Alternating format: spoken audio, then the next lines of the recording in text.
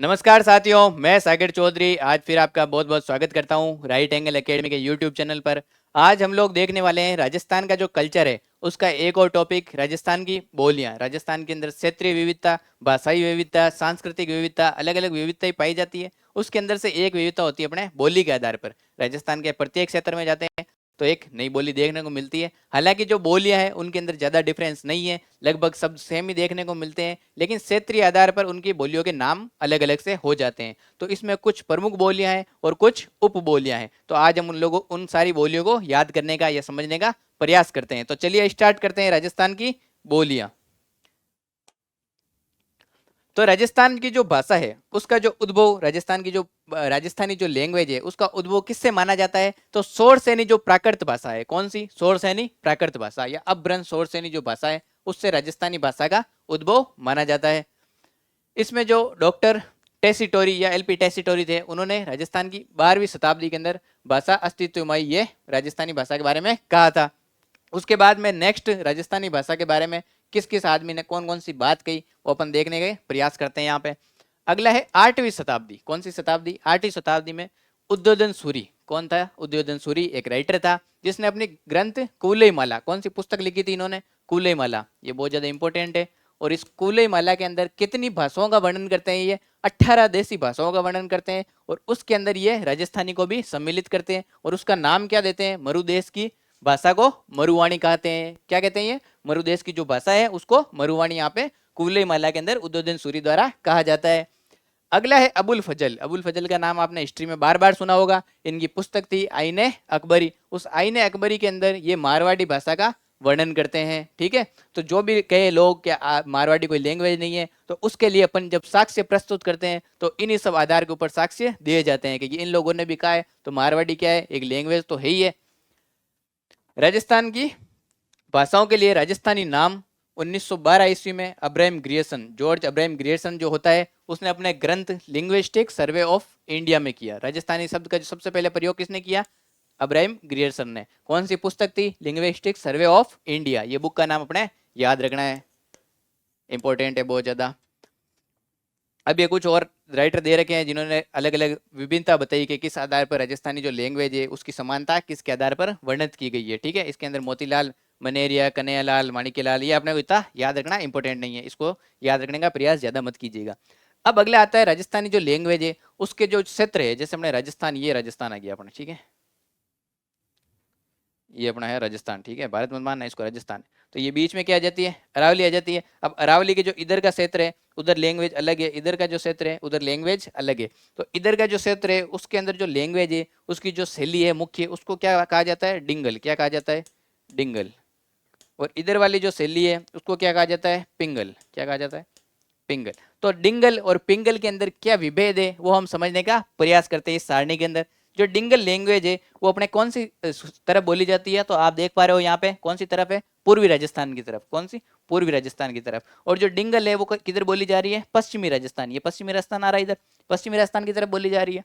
अब जो डिंगल जो लैंग्वेज है उसके ऊपर किसका प्रभाव पड़ रहा है? तो इधर अपने यूपी वाला क्षेत्र लग जाता है, तो यहाँ पे ब्रज भाषा बोली जाती है। तो इस लैंग्वेज के ऊपर भी किसका प्रभाव पड़ेगा? तो ब्रज भाषा का प्रभाव देखने को मिलेगा। और इधर अपने क्या लग जाता है? गुजरात लग जाता है नीचे। तो अपने जो डिंगल लैंग्वेज है उस पर किसका प्रभाव देखने को मिलेगा अपने को? तो अपने को गुजराती भाषा का थोड़ा बहुत प्रभाव देखने को मिलता है। तो यहाँ पे ब्रज का प्रभाव, यहाँ पे गुजराती से समानता।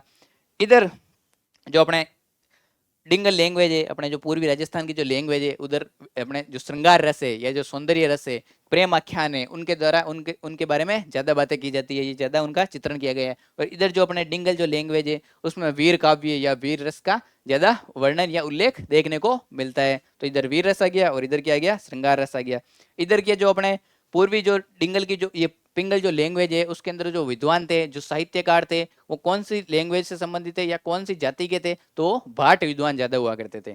और अपने जो डिंगल वाले जो क्षेत्र है इसके अंदर कौन से विद्वान हुआ करते थे? तो चारण साहित्यकार या चारण विद्वान ज्यादा हुए थे। तो इधर कौन से हो गए? चारण, और इधर कौन से हो गए? भाट विद्वान। ये किसके अंदर अंतर हो गया? अपने डिंगल और पिंगल के अंदर अंतर अपन ने देख लिया। आगे चलते हैं। नेक्स्ट आता है कि राजस्थानी जो लैंग्वेज है उसके 4 कालखंडों के अंदर उसको बांटा गया है। कौन से कालखंड के अंदर कौन सी लैंग्वेज मुख्यतः रही थी या कौन से विद्वानों के द्वारा इसका लेखन किया गया था वो अपन देखने का प्रयास करते हैं। 11वीं से 13वीं शताब्दी, कौन सी शताब्दी? 11वीं से 13वीं शताब्दी के अंदर जो राजस्थानी लैंग्वेज थी उसको क्या कहा गया था, या किसका प्रभाव था? तो गुजरी अपभ्रंश, गुजरी अपभ्रंश का यहाँ पे प्रभाव देखने को मिलता है, या गुजरी अपभ्रंश इसको कहा जाता था। उसके बाद में 13वीं से 16वीं शताब्दी, कौन सी शताब्दी? 13वीं से 16वीं जो शताब्दी रही थी उसके अंदर प्राचीन राजस्थानी, कौन सी राजस्थानी? प्राचीन राजस्थानी जो रही थी, इसके अंदर जो भी साहित्य लिखे गए वो ज्यादातर किसके लिखे गए? जैन साहित्य, कौन से? जैन साहित्य लिखे गए थे, ठीक है। नेक्स्ट आता है 16वीं से 18वीं शताब्दी, जिसके अंदर अपने राणा सांगा, महाराणा प्रताप, कुंभा ये सब जो हुए थे उस टाइम 16वीं से 18वीं शताब्दी थी। तो उनके जो विद्वान थे वो भी चारण साहित्यकार थे। तो इस टाइम कौन सा साहित्य लिखा गया था? तो चारण साहित्य, कौन सा साहित्य? चारण साहित्य। और इस काल को क्या कहा जाता है? तो इस काल को कहा जाता है मध्यकालीन राजस्थानी काल, ठीक है। अगले आता है 18वीं शताब्दी से अभी तक का, 18वीं शताब्दी से अभी तक का जो काल चल रहा है उसको आधुनिक काल कहा जाता है। और उसके अंदर अलग अलग राइटर हैं जिनके बारे में अपन अगला आगे पढ़ने का प्रयास करते हैं। आधुनिक राजस्थानी। अब इसमें फर्स्ट लैंग्वेज आती है मारवाड़ी, कौन सी? मारवाड़ी। राजस्थान के अंदर सबसे ज्यादा बोली जाने वाली या सबसे विस्तृत क्षेत्र जिस लैंग्वेज का है वो कौन सी है? मारवाड़ी। तो अपन मैप के द्वारा इसको समझने का प्रयास करते हैं।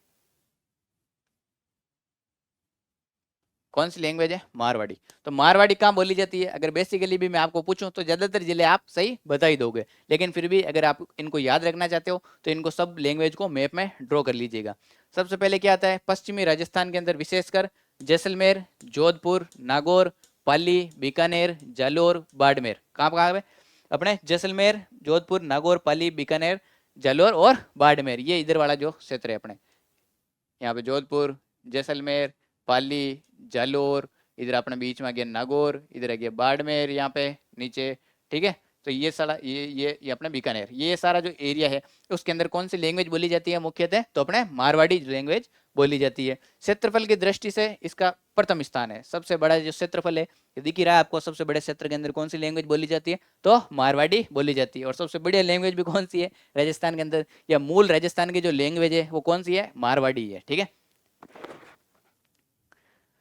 इसका साहित्यिक रूप डिंगल कहलाता है। इसका जो साहित्यिक रूप है वो डिंगल कहलाता है। अपन ने पहले देख लिया, इस क्षेत्र के अंदर जो साहित्य लिखे गए थे वो डिंगल भाषा के अंदर लिखे गए थे। यहाँ पे जो भी व्यक्ति होता है उसको बहुत ज्यादा इज्जत दी जाती है। अवोसा, बैठोसा, खाओसा, पियोसा, ये सब किसके अंदर बोला जाता है? तो ये मारवाड़ी के अंदर ही बोला जाता है। बाकी लैंग्वेज के अंदर नहीं बोला जाता है। बाकी कई सारी लैंग्वेज खड़ी होती है, लेकिन मारवाड़ी के अंदर ऐसा कोई भी सिस्टम नहीं है। मारवाड़ी लोग अपने जो भी बोलते हैं ये बहुत ज्यादा रेस्पेक्ट के साथ बोलते हैं यहाँ पे, ठीक है।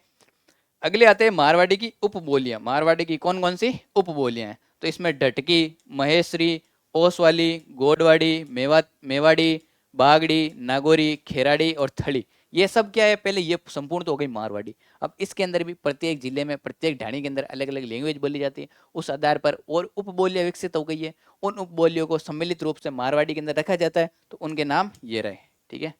सारे याद नहीं करने, मुख्य मुख्य देख लेना। जैसे ओसवाली हो गई, गोडवाड़ी हो गई, मेवाड़ी हो गई, बागड़ी हो गई और नागौरी हो गई, और एक खेराड़ी भी आप याद रख सकते हो, ठीक है। ये सारी किस क्षेत्र में बोली जाती है वो अपन देख लेंगे। उदाहरण, अब इसके अंदर कौन सा साहित्य है जो मारवाड़ी लैंग्वेज के अंदर लिखा गया है, उसके उदाहरण दिए गए हैं। तो पहली पुस्तक है मीराबाई की जो पुस्तकें हैं, उसके मीराबाई की जो पुस्तकें हैं वो किस लैंग्वेज में लिखी गई है? मारवाड़ी लैंग्वेज में, क्योंकि मीराबाई का संबंध किससे रहा है? जोधपुर और नागौर वाले क्षेत्र से रहा है, ठीक है। वेली कृष्ण रुक्मणीरी, ये पुस्तक पृथ्वीराज राठौड़ के द्वारा लिखी गई थी, ठीक है। और अगले राजियारा दुहा, राजियारा दुहा जो पुस्तक है वो भी किस लैंग्वेज के अंदर है? तो मारवाड़ी लैंग्वेज के अंदर है। अगली लैंग्वेज आती है मेवाड़ी। ये मेवाड़ी किसकी उपबोली है? तो मारवाड़ी की उपबोली है। ये अपन यहाँ पे देख चुके हैं, मेवाड़ी मारवाड़ी की उपबोली है। मेवाड़ी जो लैंग्वेज है उसका क्षेत्र कौन सा है? तो उदयपुर, भीलवाड़ा, चित्तौड़ और राजसमंद, जो मेवाड़ वाला क्षेत्र है उसी को मेवाड़ी के अंदर सम्मिलित किया गया है। ये इधर वाला क्षेत्र 1 2 3 और ये 4, ये 4 अपने जो जिले हैं वो किसके अंदर सम्मिलित किए गए? तो मेवाड़ी क्षेत्र के अंदर सम्मिलित किए गए। उदाहरण क्या है? कुंभा के नाटक। कुंभा किससे संबंधित था? मेवाड़ का शासक था। तो कुंभा के जो भी नाटक है वो मेवाड़ी भाषा के अंदर लिखे गए हैं। अपन ने देखा भी था उस टाइम जब कुंभा पढ़ा था। अब इस लैंग्वेज की विशेषता क्या है? ये मारवाड़ी की उपबोली है और इसके अंदर ए और ओ का ज्यादा प्रयोग किया जाता है, ठीक है। कौन से शब्दों का प्रयोग किया जाता है ज्यादा? ए और ओ शब्दों का ज्यादा प्रयोग किया जाता है। अगला है मारवाड़ी के बाद दूसरी महत्वपूर्ण बोली। मारवाड़ी के बाद में दूसरी जो सबसे महत्वपूर्ण बोली है वो कौन सी है? तो मेवाड़ी लैंग्वेज है। नेक्स्ट आती है शेखावाटी। कौन सी? शेखावाटी। शेखावाटी क्षेत्र अगर आपको राजस्थान के अंदर पता है तो आप इस लैंग्वेज को आराम से याद रख सकते हैं। ये अपने राजस्थान है और यहाँ पे ये झुंझुनू, सीकर, ये जो एरिया है चूरू वाला, उस एरिया को क्या बोलते हैं? शेखावाटी क्षेत्र बोलते हैं। और शेखावाटी क्षेत्र के अंदर ये देख लो चूरू, सीकर, झुंझुनू क्षेत्र के अंदर जो बोली जाती है वो कौन सी हो गई? शेखावाटी लैंग्वेज। इसकी विशेषता क्या है? तो मारवाड़ी की उपबोली है, ये अपन पहले देख चुके हैं। और इसके अंदर ढूंढाड़ी का प्रभाव भी देखा जाता है। जयपुर के अंदर जयपुर वाला जो क्षेत्र है वहाँ पे ढूंढाड़ी लैंग्वेज बोली जाती है मेनली। उस ढूंढाड़ी का प्रभाव इसके ऊपर भी यहाँ पे भी पड़ता है। अब जयपुर यहाँ पे, जोधपुर यहाँ पे, ये वाला एरिया, तो इसका प्रभाव इधर भी पड़ रहा है, इसका प्रभाव इधर भी पड़ रहा है। तो ठीक है, शेखावाटी के ऊपर दोनों का प्रभाव देखा जा सकता है इसमें। ठीक है, नेक्स्ट बोली आती है खेराड़ी। कौन सी? खेराड़ी। खेराड़ी लैंग्वेज भीलवाड़ा का जो शाहपुरा क्षेत्र है, शाहपुरा अपन हिस्ट्री के अंदर बार बार पढ़ चुके हैं, और बूंदी के जो कुछ क्षेत्र हैं, इधर बूंदी आ जाता है, इधर जो भीलवाड़ा का कुछ क्षेत्र है उसके अंदर कौन सी लैंग्वेज बोली जाती है? तो खेराड़ी लैंग्वेज बोली जाती है। इसकी विशेषता, ये भी मारवाड़ी की उपबोली। विशेषता के अंदर मारवाड़ी की उपबोलियां दे रखी है सीधी सीधी, और विशेषता कुछ भी नहीं है। अगली आती है देवड़ावाटी। देवड़ावाटी कहाँ बोली जाती है? तो सिरोही के अंदर बोली जाती है। सिरोही के अंदर जो आबू वाला क्षेत्र है वहाँ पे भी कौन सी लैंग्वेज बोली जाती है? कई बार क्वेश्चन एग्जाम के अंदर सीधा सीधा आता है कि आबू वाला जो क्षेत्र है सिरोही का, वहाँ पे कौन सी लैंग्वेज मुख्यतः बोली जाती है? तो देवड़ावाटी वहाँ पे बोली जाती है। अगली है ढूंढाड़ी। ढूंढाड़ी मेन बोली है, अभी तक अपन ने उपबोलियां देखी, आप देखते अपन प्रमुख बोली ढूंढाड़ी। एक मारवाड़ी देखी थी, उसके बाद में ढूंढाड़ी। क्षेत्र कौन सा है? तो उत्तरी भाग को छोड़कर शेष जयपुर, टोंक, नावा, किशनगढ़, अजमेर, मेरवाड़ा। ठीक है, अजमेर और मेरवाड़ा वाला ये क्षेत्र साथ में आता है। ये इधर वाला एरिया, ये वाला पूरा एरिया राजस्थान का किसके अंदर सम्मिलित है? तो ढूंढाड़ी लैंग्वेज के अंदर सम्मिलित है। और इसके अंदर पीछे वो लगा ही देते हैं छे छाछी, कहीं करो छे, कहीं करूँ चू, ये सारा इसके अंदर लगा देते हैं, तो ढूंढाड़ी के अंदर लगा देते हैं। ठीक है, कोड़े छे, ये सब किस में लगाते हैं? ढूंढाड़ी में। इसकी उपबोलियां कौन सी है? तो हड़ौती, सिपाही, तोरावाटी, काठेड़ी, नागरचोल, राजावाटी और जगरोती। जो इंपॉर्टेंट है उसके ऊपर मैंने गोले लगा दिए हैं। ठीक है, ये सारी लैंग्वेज याद रखनी है, कौन कौन सी उपबोलियां हैं। इसके उदाहरण के अंदर कौन कौन से ग्रंथ ऐसे हैं जो ढूंढाड़ी लैंग्वेज के अंदर लिखे गए हैं? तो अपने दादू दयाल जी जयपुर के अंदर रहे थे, नरेना उनका मुख्य केंद्र था, और दादू दयाल जी ने अपने जो भी उपदेश दिए, जिन ग्रंथों में दिए, वो कौन सी लैंग्वेज में दिए थे? तो वो ढूंढाड़ी लैंग्वेज के अंदर दिए थे। तो यहाँ पे दादू दयाल जी की रचनाएं। इसकी विशेषता क्या है? तो गुजराती और ब्रज भाषा का प्रभाव दिखता है। इधर से गुजराती का प्रभाव भी आ रहा है नीचे से, इधर से जो यूपी वाला क्षेत्र है ब्रज का, उसका भी प्रभाव यहाँ पे देखा जा सकता है। छेची छो बता दिया, छेची छो का अर्थ आपको। अगला आता है हड़ौती। कौन सा क्षेत्र है? हड़ौती। हड़ौती अपना राजस्थान का जो दक्षिण पूर्वी एरिया है उसको क्या बोलते हैं? हड़ौती क्षेत्र बोलते हैं। जहाँ चंबल नदी बहती है वहाँ पे जो कौन से जिले सम्मिलित होते हैं? कोटा, झालावाड़, बूंदी और बारा, ये जो क्षेत्र है उसके अंदर कौन सी लैंग्वेज बोली जाती है? तो हड़ौती लैंग्वेज बोली जाती है। इसका उदाहरण क्या है? तो सूर्यमल मिश्रण, अपने जो बूंदी के राम सिंह जी जो थे उनके दरबार के अंदर जो फेमस कवि हुए थे सूर्यमल मिश्रण, उनके जो ग्रंथ थे, उनकी जो पुस्तकें थी, वो कौन सी लैंग्वेज में लिखी गई थी? अपने हड़ौती लैंग्वेज के अंदर लिखी गई थी। विशेषता क्या है? तो ढूंढाड़ी की उपबोली है, गुजराती का प्रभाव भी दिखाई देता है, और मारवाड़ी का प्रभाव भी है। यहाँ पे मारवाड़ वाले क्षेत्र जो लोग थे, यहाँ पे जो अकाल पड़ जाता था तो ये अपने काम वगैरह करने किधर जाते थे? इधर मालवा वाले क्षेत्र में, ये हड़ौती वाले क्षेत्र में जाते थे। इधर जाते थे तो इधर वालों को भी मारवाड़ी लैंग्वेज सिखा देते थे, तो इधर भी मारवाड़ी का प्रभाव देखने को मिलता है। अगली आती है तोरावाटी। कौन सी आती है? तोरावाटी। तो अपने झुंझुनू और सीकर, चूरू को छोड़ देना, झुंझुनू और सीकर के अंदर जो कांतली नदी बहती है उसका जो क्षेत्र है वहां पे कौन सी लैंग्वेज बोली जाती है? तो तोरावाटी लैंग्वेज बोली जाती है। देखो, झुंझुनू का दक्षिणी भाग, सीकर का दक्षिणी और पूर्वी भाग, तथा जयपुर का उत्तरी भाग, है ना, जयपुर का उत्तरी भाग, यहाँ पे कौन सी लैंग्वेज बोली जाती है? तो अपने तोरावाटी लैंग्वेज बोली जाती है। और इसकी विशेषता के अंदर अपने को सीधे सीधा पता है, विशेषता के अंदर जो भी उपबोलियां है उनकी विशेषता में क्या लिख देंगे? उसकी मेन बोली लिख देंगे। तो इसकी मेन बोली भी कौन सी है? तो ढूंढाड़ी है, ढूंढाड़ी। अगली है नागरचोल। कौन सी? नागरचोल। क्षेत्र कौन सा है? सवाई माधोपुर। सवाई माधोपुर वाला अपने जयपुर के पास के अंदर, यहाँ पे ये जयपुर आ गया, जयपुर के जस्ट इधर क्या पड़ता है? ये सवाई माधोपुर पड़ता है। सवाई माधोपुर का जो पश्चिमी भाग है, इधर वाला जो भाग है, और टोंक का दक्षिण पूर्वी भाग, टोंक इधर अपने यहाँ पे टोंक पड़ता है, टोंक का जो दक्षिण पूर्वी भाग है उसके अंदर कौन सी लैंग्वेज बोली जाती है? तो अपने नागरचोल बोली जाती है। कौन सी बोली जाती है? नागरचोल। अगली आती है काठेड़ी। कौन सी? काठेड़ी। ये खड़ी बोली है काठेड़ी। कौन सी बोली है? खड़ी बोली। और ये कहाँ बोली जाती है? जयपुर का दक्षिणी भाग जो है, जयपुर के अंदर जो दक्षिणी, ये अपने जयपुर बना लेते हैं ना, ये जयपुर बना लेते हैं, ये सारे जयपुर के आसपास के हैं, थोड़े टेढ़े मेढ़े जयपुर है, थोड़ा सही तरीके से बना लेते हैं। निकालो, ये जयपुर है। ठीक है, ये राजस्थान नहीं है। अब जयपुर से स्टार्ट करते हैं। जयपुर का जो दक्षिणी भाग है, ये दक्षिणी भाग, यहाँ पे कौन सी हो गई? काठेड़ी। विशेषता ढूंढाड़ी की उपबोली। अगली आती है चौरासी। तो चौरासी जयपुर का जो शाहपुरा और टोंक का जो पश्चिमी भाग है, ये जयपुर का शाहपुरा और यहाँ पे आ गया टोंक, और टोंक का जो पश्चिमी भाग है, यहाँ पे कौन सी लैंग्वेज बोली जाएगी? तो यहाँ पे लैंग्वेज बोली जाएगी चौरासी। ठीक है, अगली आती है राजावाटी। कौन सी? राजावाटी लैंग्वेज, जयपुर का पूर्वी भाग। ये लो जयपुर का पूर्वी भाग, ये आ गया इधर का पूर्वी भाग जयपुर का। कौन सी लैंग्वेज हो गई? राजावाटी। विशेषता क्या है? ढूंढड़ी की उपबोली। राजावाटी को ऐसे भी याद रख सकते हो, जयपुर वाले जो राजा थे वो अपने इधर जाने का प्रयास करते थे पूर्वी ओर। राजा किधर जा रहे हैं? पूर्वी ओर, तो पूर्वी भाग जो रहेंगे वो किसका रहेगा? राजावाटी का रहेगा। अगली है वागड़ी। वागड़ी कौन से क्षेत्र में बोली जाएगी? अब ये जयपुर हटा ही देते हैं, जयपुर का काम खत्म हो गया, फिर से राजस्थान बना लो। ये लो, ये राजस्थान। राजस्थान का जो दक्षिणी भाग है, डूंगरपुर बांसवाड़ा वाला जो क्षेत्र है, उधर वागड़ी बोली बोली जाती थी अपने। कौन सी? वागड़ी बोली, डूंगरपुर और बांसवाड़ा वाले क्षेत्र के अंदर। और इधर राजस्थान के जस्ट नीचे क्या लगता है? गुजरात। तो गुजराती लैंग्वेज का प्रभाव भी यहाँ पे देखने को मिलेगा, तो गुजराती लैंग्वेज का प्रभाव हो गया।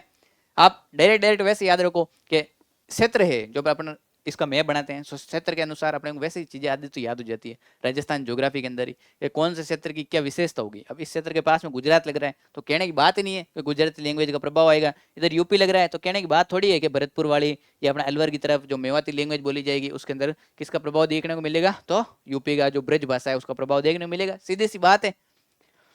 अगला है उदाहरण वागड़ी भाषा का। तो माओ जी की जो रचना है, संत माओ जी थे जिन्होंने बेणेश्वर धाम की स्थापना करी थी, वो माओ जी, उनकी जो रचना है वो किसके अंदर? उन्होंने चोपड़ा ग्रंथ भी लिखा था, वो कौन सी लैंग्वेज में है? तो वागड़ी लैंग्वेज के अंदर है। नेक्स्ट, मेवाती अलवर के तिजारा तहसील और भरतपुर की जो कामा, डी, कुमेर, धौलपुर की जो और करौली का जो पूर्वी भाग है, यहाँ पे सब में मेवाती लैंग्वेज देखने को मिलती है। मैंने अभी आपको जस्ट थोड़ी देर पहले बताया था। विशेषता, ब्रज भाषा का प्रभाव बता दिया मैंने पहले ही। उपबोली कौन सी है? तो राठी, काठेड़ी और मयटा, ये दो याद रखनी, राठी और काठेड़े। ठीक है, ये अपने मेवाती की उपबोली है और ये दोनों ही खड़ी बोली है। उदाहरण क्या है इसका? चरणदास जी और लालदास जी संप्रदाय की रचना है। चरणदास जी की जो दो शिष्या थी, दयाबाई और सेजूबाई, उनकी जो रचना है वो भी किसके अंदर है? तो अपने मेवाती लैंग्वेज के अंदर है। अगला है मालवी। मालवी कहाँ हो जाएगी? मालवा का जो क्षेत्र रहेगा वहां पे मालवी हो जाएगी। और मालवा क्षेत्र कहाँ था? मध्य प्रदेश का जो सटीका क्षेत्र था वो मालवा था। अपने राजस्थान के अंदर भी थोड़ा क्षेत्र इसके अंदर सम्मिलित था, हड़ौती वाला जो एरिया है। ठीक है, तो वहीं पे क्षेत्र कौन सा हो गया? मालवी का। मध्य प्रदेश के मालवा की भाषा जो झालावाड़, कोटा या प्रतापगढ़ के कुछ क्षेत्र में बोली जाती है उसी को क्या बोलते हैं? मालवी। ठीक है, विशेषता क्या है? संपूर्ण क्षेत्र में एक रूपता, इसकी जो विशेषता है, संपूर्ण क्षेत्र के अंदर एक जैसी लैंग्वेज बोली जाती है, ये इसकी विशेषता है। काल रचना, इसके अंदर जो भी रचनाएं की जाती है उसमें हो ही, काल के अंदर जो भी रचनाएं की जाती है उसमें हो और ही शब्दों की जगह थो और थी शब्दों का प्रयोग किया जाता है। इतना याद रखने की जरूरत है नहीं, अपने सिर्फ बोलने वाले को पता है। गुजराती और मराठी का न्यूनाधिक प्रभाव, गुजराती और मराठी जो लैंग्वेज है उसका कम से लेकर ज्यादा तक प्रभाव यहाँ पे देखने को मिलता है। इसकी उपबोलियां कौन सी है? तो उमटवाड़ी, रतलामी, सेंगावाड़ी, निमाड़ी और रागड़ी। निमाड़ी और रागड़ी ये दो याद रख लेना, बाकी याद रखने की जरूरत नहीं है यहाँ पे। तो आ जाते हैं निमाड़ी। अगली कौन सी आ जाती है? निमाड़ी। मालवी की उपबोली है और दक्षिण राजस्थानी इसको कहते हैं। ठीक है, निमाड़ी लैंग्वेज और रागड़ी लैंग्वेज। सीधे सीधे पूछेंगे निमाड़ी और रागड़ी किसकी उपबोली है? तो मालवी की उपबोली है, बस इतना सा याद रखना है इसमें। रागड़ी मालवी की उपबोली जो मालवा क्षेत्र में राजपूतों द्वारा बोली जाती है। विशेषता क्या है इसकी? तो राजपूतों के द्वारा बोली जाती है, मेनली राजपूतों के द्वारा मारवाड़ी बोली जाती थी, तो इसके ऊपर मारवाड़ी का प्रभाव देखने को मिलेगा। मारवाड़ी अपने मालवा वाले क्षेत्र में लोग जाते थे काम करने के लिए, मैंने आपको बताया था, तो लोग यहाँ पे जाते थे तो इनको भी लैंग्वेज सिखा देते थे। तो रागड़ी रागड़ी रांगड़ लोगों की लैंग्वेज है, यहाँ पे कर्कशा लिए होती है, ये मतलब खड़ी बोली होती है। अगली है वागड़ी, बांगड़ी। कौन सी? बांगड़ी। वागड़ी तो अपन देख ली। बांगड़ प्रदेश कौन सा था अपने? गंगानगर, हनुमानगढ़, अजमेर वाला जो क्षेत्र है उसको बांगड़ कहा जाता था, मेनली गंगानगर और हनुमानगढ़ वाला क्षेत्र। तो इस क्षेत्र के अंदर जो लैंग्वेज बोली जाती है उसको क्या बोलते हैं? बागड़ी लैंग्वेज या बांगड़ी लैंग्वेज। ये सारी क्या हो गई? राजस्थान की महत्वपूर्ण बोलियां थी। और उसके बाद में उनकी जो उपबोलियां थी वो कौन से क्षेत्र के अंदर बोली जाती है, उनकी क्या क्या विशेषता है, वो सब आज हमने देखा। तो नेक्स्ट क्लास के अंदर अपन कल्चर का और दूसरा टॉपिक याद करने का प्रयास करेंगे। तो आज की क्लास यहीं समाप्त होती है। आप हमारे चैनल को लाइक कीजिएगा, शेयर कीजिएगा और सब्सक्राइब कीजिएगा। Thank you so much.